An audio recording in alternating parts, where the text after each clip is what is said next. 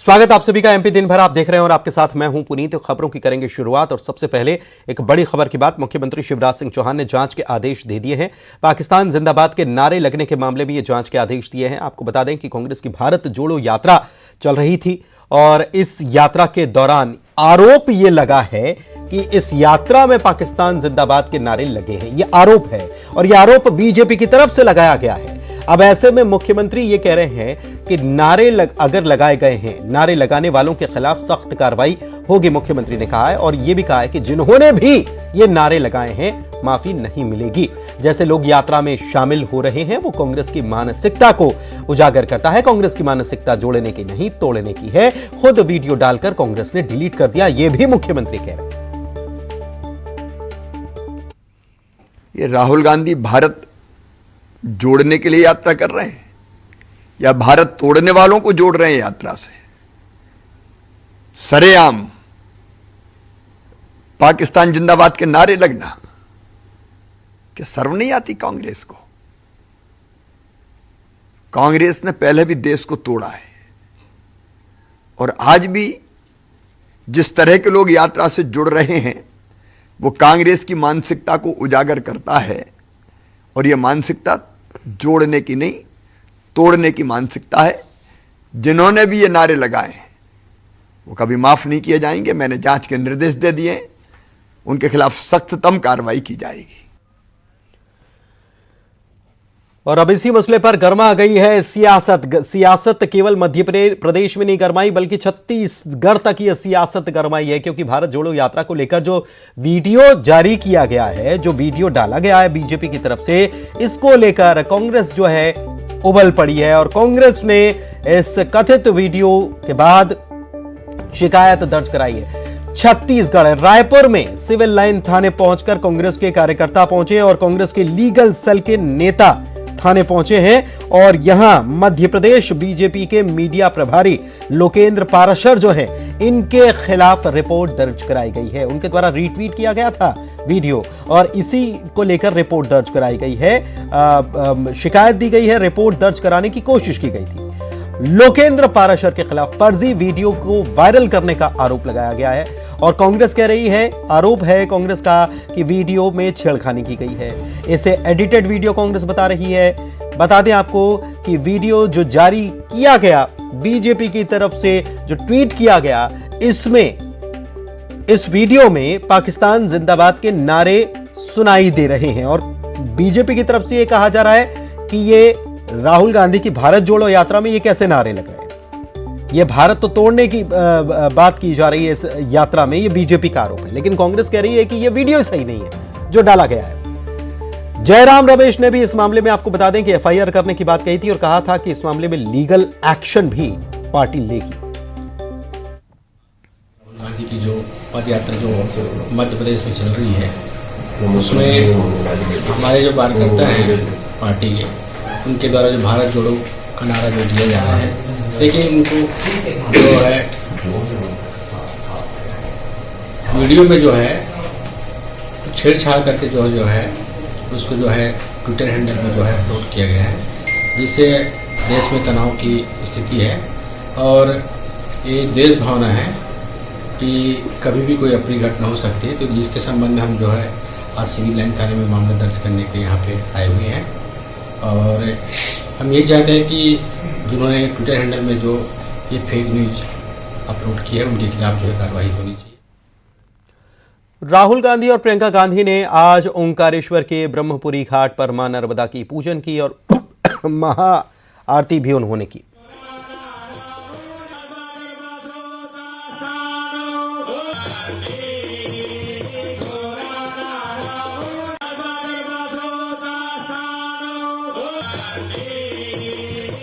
और राहुल गांधी आरती में भारतीय वेशभूषा में कुर्ता पजामे में नजर आए। पुजारियों ने राहुल और प्रियंका गांधी को मंत्रोच्चारण के साथ तिलक लगाया, माला पहनाई, रक्षा सूत्र बांधा। घाट के दूसरी ओर दीप प्रज्वलित किए गए, साथ ही आतिशबाजी भी हुई। फायर वर्क के फॉर्मेशन से भारत जोड़ो लिखा गया।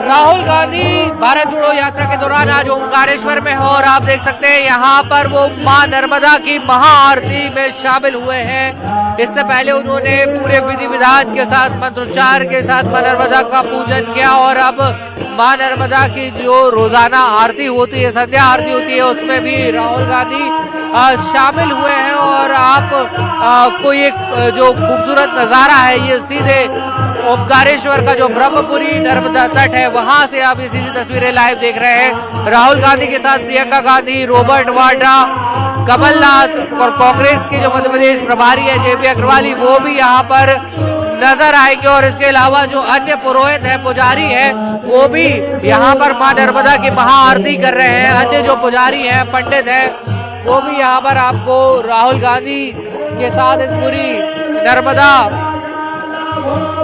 आरती में मां नर्मदा की आरती करते हुए आपको यहाँ पर नजर आएंगे। और राहुल गांधी एक अलग वेशभूषा में पहली बार इस पूरी यात्रा में नजर आए हैं। राहुल गांधी ने कुर्ता और पजामा पहना हुआ है, इसके साथ ही उन्होंने माला भी धारण की है, उन्हें तिलक भी लगाया गया, रक्षा सूत्र भी बांधा गया। लगातार सॉफ्ट हिंदुत्व की बात हो रही थी।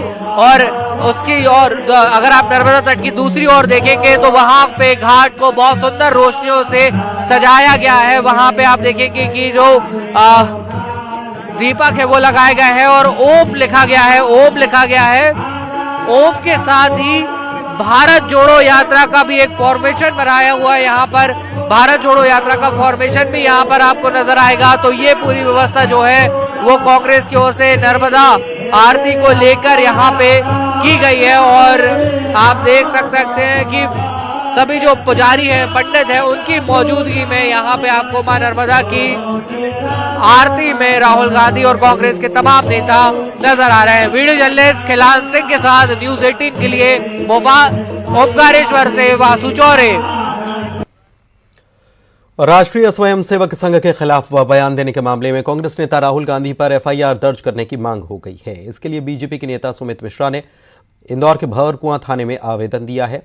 और टंटिया मामा की जन्मस्थली बड़ौदा अहीर में संघ पर अंग्रेजों की मदद करने का आरोप लगाया गया था। ऐसा आरोप लगाया गया बीजेपी की तरफ से। ये सारी बातें राहुल गांधी की तरफ से की गई थी। उन्होंने कहा है कि टंटिया मामा को अंग्रेजों ने फांसी पर चढ़ाया था, लेकिन आरएसएस और उसकी विचारधारा ने अंग्रेजों की मदद की थी। उसके बाद राहुल बीजेपी के निशाने पर आ गए।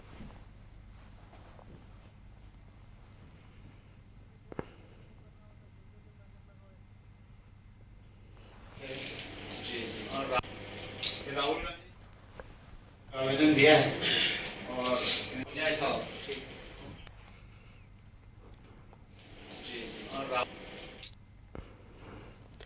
चलिए बढ़ते हैं आगे और बात अब अगली खबर की करते हैं। डॉक्टर अंबेडकर भक्त मंडल ने राहुल गांधी को महू न आने की चेतावनी दे डाली है। 26 नवंबर को दरअसल संविधान दिवस है और उसी दिन यानी कि कल राहुल गांधी और कांग्रेस के राष्ट्रीय अध्यक्ष मल्लिकार्जुन खड़गे भारत जोड़ो यात्रा लेकर बाबा साहेब अंबेडकर की जन्मस्थली महू पहुंचेंगे। वोट बैंक की राजनीति करने के आरोप इस अंबेडकर भक्त मंडल ने लगाए। इसलिए महू का दलित समाज जब 26 नवंबर को वो महू में प्रवेश करेंगे तो उस दिन घोर विरोध करेगा और पूरी ताकत लगाएगा कि वो डॉक्टर अंबेडकर जी के यहाँ माल्यार्पण नहीं कर पाए और महू में नहीं घुस पाए। उसके लिए चाहे हमें किसी भी हद तक जाना पड़े। हमारे युवा साथी, कई युवा साथी अगर उन्होंने घुसने की कोशिश करी तो वो आत्मदाह करने के लिए भी तैयार है। भारतीय जनता पार्टी के चेहरों पे बौखलाहट है और ये अपने हथकंडों पर आ चुकी है। अब ये बाबा साहब अंबेडकर के नाम से अनुसूचित जाति वर्ग के लोगों को और उससे जुड़े संगठनों को भ्रमित करने का खूब प्रयास करी, जबकि बाबा साहब अंबेडकर कांग्रेस की आत्मा में बसते थे। सर्वप्रथम प्रधानमंत्री जवाहरलाल नेहरू ने उन्हें विधि न्याय मंत्री बनाया था और एक संविधान निर्माण की महत्वपूर्ण जिम्मेदारी सौंपी गई थी। आप टंटिया मामा के परिवार से माफी मांगे, आप बाबा साहब अम्बेडकर जी की प्रतिमा पर जाकर वहाँ कान पकड़ के समाज से माफी मांगने का काम करें तो निश्चित रूप से ऐसा लगेगा कि हाँ आप सही मन से और अच्छे मन से यात्रा निकालने के लिए निकले। आप अपने इतिहास में की गई जो गलतियां थी उस गलतियों को सुधारने का काम करें। मध्य प्रदेश में राहुल गांधी की भारत जोड़ो यात्रा के बीच पीसीसी चीफ कमलनाथ के खास नरेंद्र सलूजा ने बीजेपी का दामन थाम लिया है। सलूजा के बीजेपी में शामिल होने के बाद नगरीय विकास और आवास मंत्री भूपेंद्र सिंह ने कहा कि नेता कांग्रेस में घुटन महसूस कर रहे हैं। देखिए, लगातार लोग कांग्रेस में घुटन महसूस कर रहे हैं। लगातार पूरे देश में कांग्रेस टूट रही है और मध्य प्रदेश में भी वही हालात है और चुनाव तक कांग्रेस की क्या स्थिति मध्य प्रदेश में होगी हम सब लोग देखेंगे। 2023 में होने वाले विधानसभा चुनाव को लेकर अभी से बीजेपी कांग्रेस में सियासी घमासान है। प्रदेश में बड़े स्तर पर प्रशासनिक सर्जरी हो रही है। पुलिस विभाग में भी बड़े स्तर पर फेरबदल होना है। प्रदेश कांग्रेस प्रवक्ता अजय सिंह यादव ने कहा कि बीजेपी का मध्य प्रदेश में जनाधार खिसक रहा है और जनता बीजेपी के साथ नहीं है। ऐसे में बीजेपी पुलिस प्रशासन और पैसे जैसे हथकंडे अपनाकर चुनाव में लाभ लेने की कोशिश कर रही है। भारतीय जनता पार्टी का जनाधार खिसक गया है, जनता भाजपा के साथ नहीं है। ऐसे में भारतीय जनता पार्टी प्रशासन, पुलिस, पैसा और सभी तरह के हथकंडे अपनाकर चुनाव में लाभ लेने की कोशिश कर रही है। इसलिए इस तरह के अधिकारियों की नियुक्ति की जा रही है जो भाजपा को चुनाव में लाभ दे सके। 2023 की प्रत्याशित हार के बहाने अभी से ढूंढने तय कर लिए। भारतीय जनता पार्टी की सरकार में स्थानांतरण एक स्वाभाविक प्रक्रिया है जिसका उद्देश्य सिर्फ प्रशासनिक सुधार है।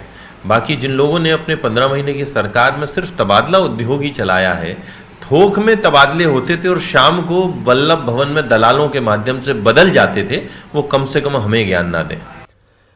शिवपुरी पहुंची प्रदेश की कैबिनेट मंत्री यशोधरा राजे सिंधिया ने कलेक्ट्रेट में अधिकारियों के साथ बैठक की और निर्देश दिए। अतिक्रमणकारियों, भूमाफियाओं को न बख्शने के निर्देश दिए गए और सभी को कब्जा मुक्त कराने की बात कही जिन जमीनों पर कब्जा है।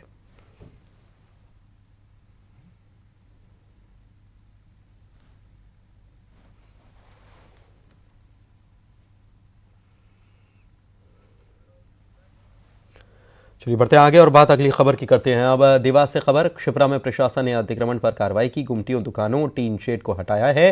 श्रद्धालुओं को आने जाने में इससे दिक्कत होती थी। प्रशासन ने कई बार चेतावनी दी थी, लोगों ने हटाया नहीं, तो आज हटाने की कार्रवाई की गई।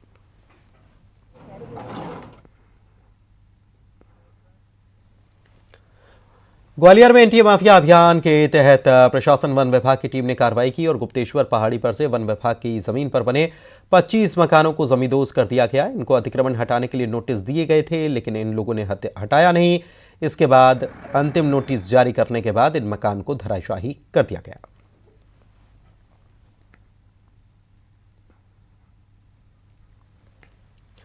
वहीं मुरैना जिले में खाद्य विभाग ने कार्रवाई को अंजाम दिया। देवगढ़ थाने के सुखपुरा गांव में मिलावटी मावा बनाने वाली फैक्ट्री पर छापा मारा और बड़ी मात्रा में यहां से मिलावट का सामान भी जब्त किया गया। शुद्ध के लिए युद्ध मुहिम के चलते खाद्य विभाग ने यह कार्रवाई की है और मामला दर्ज कर लिया गया है।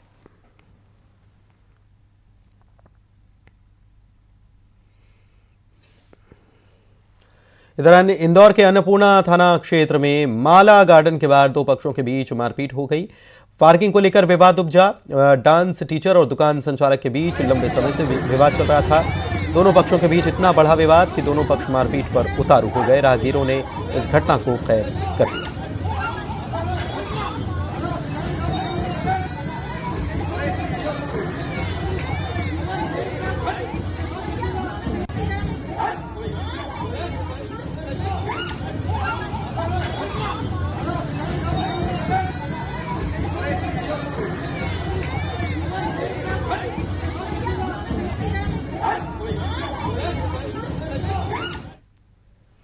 रीवा से खबर। कार्यक्रम के दौरान कुछ युवक नशे में धुत होकर सड़क पर डांस कर रहे थे। इस दौरान वहां एक युवक बाइक निकालने लगा तो डांस कर रहे युवाओं ने उसको पीट दिया। युवकों ने बाइक सवार को काफी देर तक पीटा। आसपास के लोग आए और बीच बचाव किया गया। पुलिस ने मामला दर्ज कर लिया है।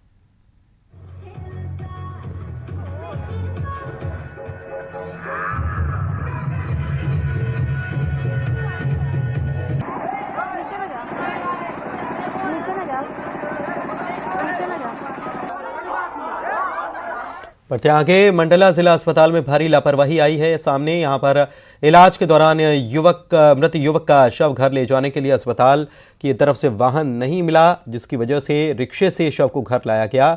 स्टाफ से शव वाहन मांगा गया था, लेकिन गाड़ी न होने की बात कहकर शव वाहन नहीं दिया गया। अस्पताल प्रबंधन से प्रतिक्रिया जब मांगी गई तो सिविल सर्जन ने सीधे तौर पर कुछ भी कहने से इनकार कर दिया।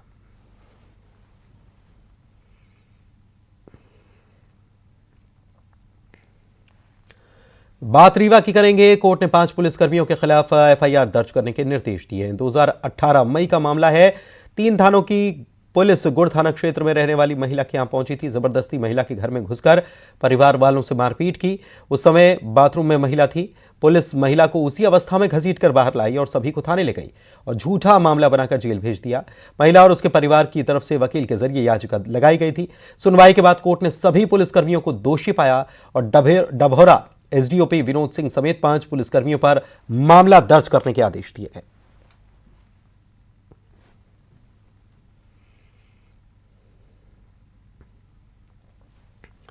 इधर खबर दमोह से, जहां पर धर्मांतरण की कोशिश का मामला तूल पकड़ता जा रहा है। हिंदूवादी संगठन जो है ये जिला मुख्यालय अस्पताल चौराहे पर विरोध प्रदर्शन करने पहुंचे। मिशनरी के खिलाफ प्रदर्शन किया और पुतला चलाया।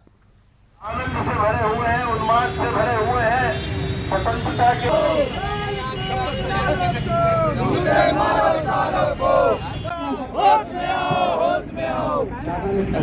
ज्ञापन दिया है जिसमें डायरेक्टर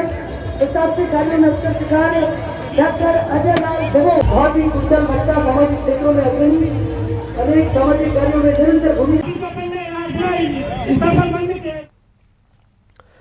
चलिए बात अगली खबर की करते हैं। शहडोल में धान घोटाला सामने आने के बाद अधिकारियों की नींद उड़ गई है। जिले में बीते साल समर्थन मूल्य पर किसानों से ऑनलाइन धान की खरीदी हुई थी, लेकिन अब खरीदी की गई धान की मात्रा और गोदाम में जमा मात्रा में 11,000 क्विंटल का अंतर आया है। इसकी कीमत करीब 2 करोड़ 33 लाख रुपए आंकी जा रही है। एक साथ इतनी बड़ी मात्रा में धान गायब होने से MP state civil supply corporation नान विभाग में भी हड़कंप मच गया है। नान अधिकारी समिति और परिवहनकर्ता ठेकेदार से धान वसूलने की बात कहते हुए नजर आ रहे हैं।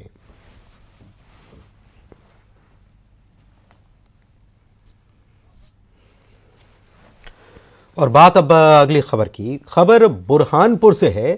बुरहानपुर के लाल बाग थाना पुलिस से जुड़ी हुई खबर है, जिसने महज 2 घंटे के भीतर एक चोर को पकड़ लिया और एक बड़ी कामयाबी हासिल की। दरअसल पुलिस ने सीसीटीवी के जरिए इस चोर को पकड़ा है। इस चोर ने शादी समारोह से एक महिला के बैग से 3 लाख रुपए की ज्वेलरी चोरी की थी और ये महिला केरल के एर्नाकुलम से अपनी बहन की शादी में शामिल होने के लिए खास तौर पर यहां आई थी और यहीं पर इस महिला के साथ ये वारदात हो गई। यहां पर महिला का ज्वेलरी से भरा हुआ बैग गायब हो गया था और इसमें 3 लाख से ज्यादा की ज्वेलरी इसमें थी।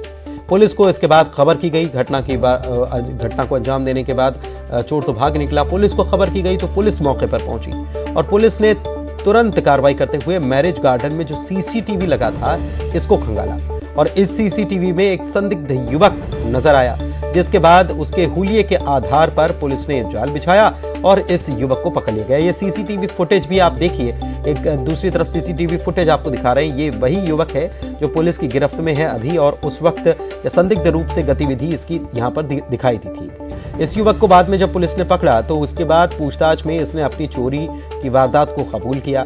पुलिस ने आरोपी के घर में अलमारी से चुराए हुए सभी जेवरातों को जब्त कर लिया है और इस आरोपी को गिरफ्तार कर लिया गया है।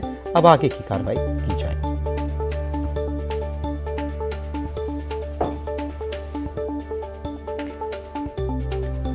बात एक और खबर की करते हैं जो कि ग्वालियर से है और यहां पर डबरा तहसील में व्यापारी से 35 लाख रुपए की लूट करने वाले लुटेरों का हुलिया सामने आ गया है।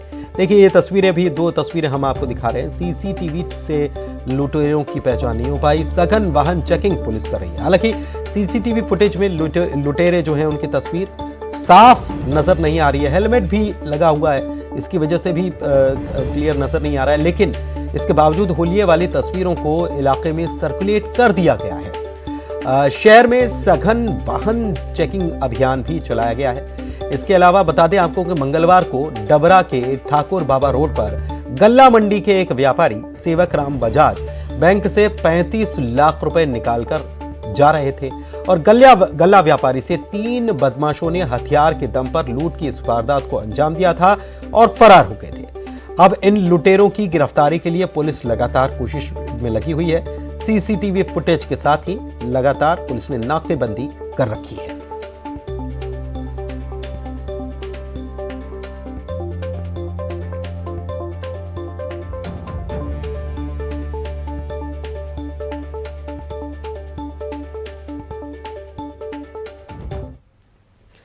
और बात अब अगली खबर की करते हैं। सतना से ये खबर है और यहाँ पर खाकी का चोला ओढ़कर एक जालसाज बेरोजगार युवाओं को रेलवे में नौकरी दिलाने के नाम पर ठगी करता था। शातिर ठग को आखिरकार शिकायत जब मिली तो पुलिस ने जांच की और पुलिस ने फिर इसे गिरफ्तार कर लिया। देख लीजिए कैसी ये ड्रेस में घूमता था ताकि लोग कंफ्यूज हो जाएं, लोग समझ ना पाएं कि ये खेल क्या करता है। युवाओं को शातिर निशाना बनाता था और ये बताता था कि ये जो है ये जीआरपी में तैनात है और अगर इसे पैसे दिए जाएंगे तो ये नौकरी लगा देगा। ध्यान से देख लीजिए इस शख्स को और पहचान लीजिए, ऐसे लोगों से आपको सावधान रहना चाहिए। और जब दो युवकों को इस शख्स की कारस्तानी पर शक हुआ तो फिर उन्होंने पुलिस को इसकी इत्तला कर दी कि ये जो है ये दावा कर रहा है कि ये नौकरी लगा सकता है। इसके बाद पुलिस ने फिर जाल बिछाया और ये जो खुद को एएसआई होने का झांसा लोगों को देता था, फर्जी एएसआई को असली पुलिस वालों ने पहले सामना हुआ और फिर इसे पकड़ लिया। अब इसे पकड़कर जीआरपी के हवाले कर दिया गया है और जीआरपी पुलिस पूरे मामले की जांच में जुटी हुई है और इस बात का पता लगाने में भी जुटी है कि आखिर अब तक इसने कितने लोगों को इस प्रकार से नौकरी का झांसा देने के नाम पर ठगा है।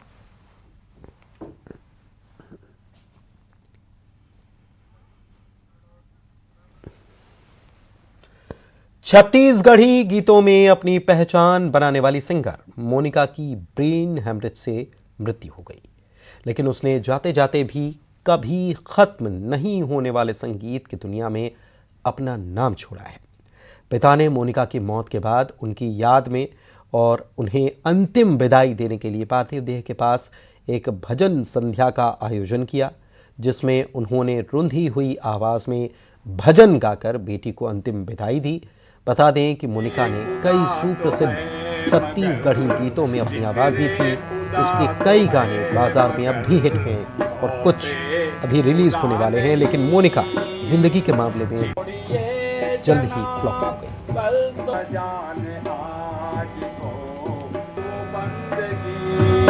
जिक्रे खुदा तो है मगर, जिक्रे खुदा तो है मगर।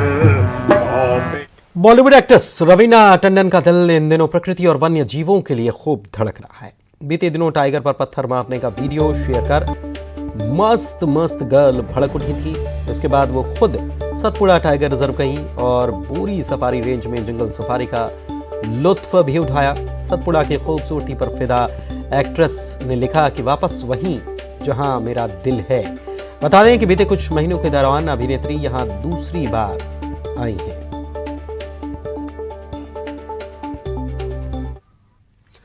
दुनिया भर में आसानी से बाघ दर्शन के लिए मशहूर उमरिया के बांधवगढ़ टाइगर रिजर्व की बात कर लेते हैं, जहां पर एक जंगली हाथी का इलाज किया गया। इसी हाथी का इलाज शायद ही आपने इसके पहले कभी देखा हो, लेकिन हम आपको एक जंगली हाथी को इंजेक्शन और ड्रिप भी चढ़ाते हुए दिखा रहे हैं। ये देखिए तस्वीर, बांधवगढ़ टाइगर रिजर्व की ये तस्वीर है, जहां के पनपथा बफर जोन के जमुनिया बीट का ये पूरा मामला है।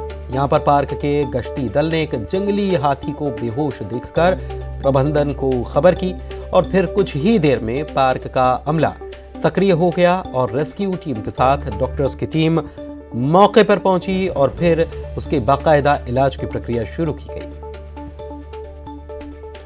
सबसे पहले बेहोश पड़े भारी भरकम डील डॉल वाले हाथी की नब्ज टटोली गई, फिर इलाज का फैसला लिया गया। डॉक्टर्स ने दर्जनों इंजेक्शन के साथ बेहोश हाथी के 40 से ज्यादा बॉटल ड्रिप चढ़ा डाली। इसका असर यह हुआ कि धीरे धीरे हाथी होश में आया, लेकिन डॉक्टर्स ने बिना किसी भय के लोगों की मदद से इलाज जारी रखा, जिससे हाथी पूरी तरह होश में तो आ गया लेकिन ठीक से खड़ा नहीं हो पा रहा था। लिहाजा रेस्क्यू टीम ने जेसीबी मशीन बुलाई और उसकी मदद से धीरे धीरे हाथी को खड़ा करके जंगल की तरफ छोड़ दिया गया।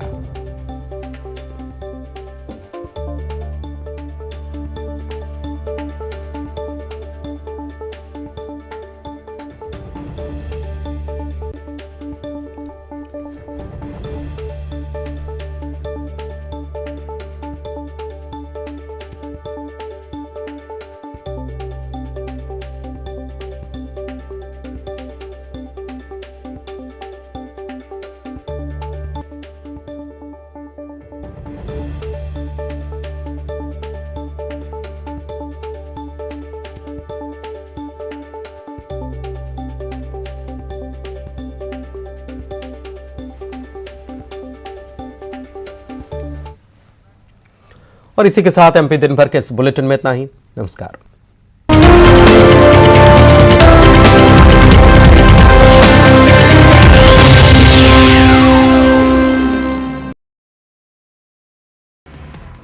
आदिवासी आरक्षण पर बोले सीएम भूपेश बघेल, विधानसभा में 2 दिसंबर को लाया जाएगा विधेयक, भर्ती के लिए भी एक्ट में लाएंगे आरक्षण।